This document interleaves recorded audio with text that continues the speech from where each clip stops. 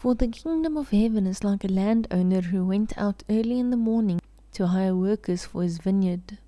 He agreed to pay them a denarius for the day and sent them into his vineyard. About 9 in the morning he went out and saw others standing in the marketplace doing nothing. He told them, "You also go and work in my vineyard, and I will pay you whatever is right." So they went. He went out again about noon, and about 3 in the afternoon, and did the same thing. About 5 in the afternoon he went out and found still others standing around. He asked them, "Why have you been standing here all day long doing nothing?" "Because no one has hired us," they answered. He said to them, "You also go and work in my vineyard." When evening came, the owner of the vineyard said to his foreman, "Call the workers and pay them their wages, beginning with the last ones hired and going on to the first." The workers who were hired about 5 in the afternoon came and each received a denarius.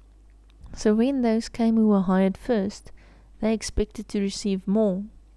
But each one of them also received a denarius. When they received it, they began to grumble against the landowner. "These who were hired last worked only 1 hour," they said, "and you have made them equal to us who have borne the burden of the work and the heat of the day." But he answered one of them, "I am not being unfair to you, friend. Didn't you agree to work for a denarius? Take your pay and go. I want to give the one who was hired last the same as I gave you.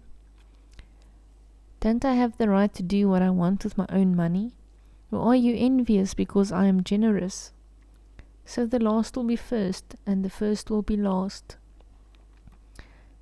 Now Jesus was going up to Jerusalem. On the way he took the 12 aside and said to them, "We are going up to Jerusalem, and the Son of Man will be delivered over to the chief priests and the teachers of the law.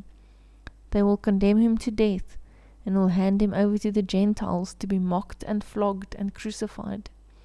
On the 3rd day he will be raised to life." Then the mother of Zebedee's sons came to Jesus with her sons and, kneeling down, asked a favor of him. "What is it you want?" he asked.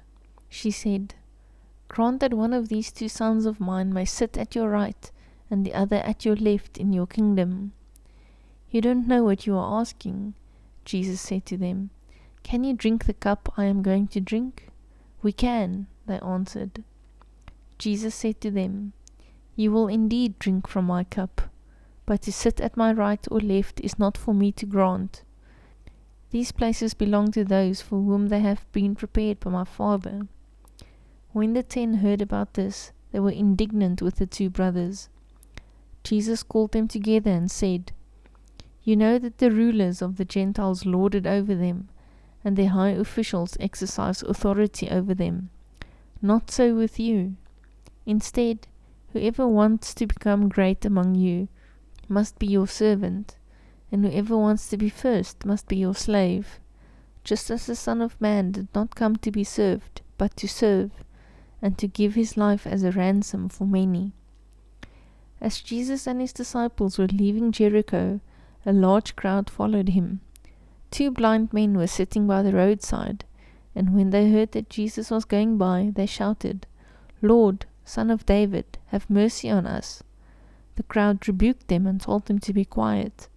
But they shouted all the louder, "Lord, Son of David, have mercy on us." Jesus stopped and called them. "What do you want me to do for you?" he asked. "Lord," they answered, "we want our sight." Jesus had compassion on them and touched their eyes. Immediately they received their sight and followed him. Please support my mission of making the Bible available as an audiobook by subscribing to the channel and by liking and sharing this video. Thank you very much.